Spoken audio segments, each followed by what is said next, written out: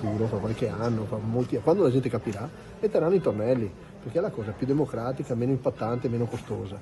E uno fa bippa e passa. Però attualmente, siccome le cose vanno digerite, vanno comprese, e l'importante è partire e farle, sono partito da quello che potevo. Parlando della folla a Venezia nella prima domenica di Carnevale, per il sindaco Brugnaro il contributo d'accesso sarebbe dunque solo il primo passo per gestire i flussi turistici in città, perché in futuro, ne è certo, ci saranno i tornelli. E sul numero chiuso spiega. C'è una legge europea sulla libertà delle persone, non si può fare il numero chiuso, per cui chi la propone, magari ci fa anche la campagna elettorale, sta dicendo delle cose che non sono realizzabili. Io faccio le cose che posso fare, che la norma mi consente di fare. E tra queste c'è proprio il contributo d'accesso che quest'anno, sempre in via sperimentale, inizierà il 18 aprile con un'estensione delle giornate di applicazione e un importo diverso a seconda dell'anticipo della visita in città. Quest'anno abbiamo già raddoppiato le date, però mi fa piacere che si cominci a chiedere, ampliamolo anche a Carnevale, vuol dire che la cosa comincia a funzionare, era quello che non funzionava niente, se ricordate. La misura, specifica il primo cittadino, non coinvolgerà però i veneti. Esonera i veneti proprio perché sia un provvedimento che faccia capire a tutti che è un provvedimento per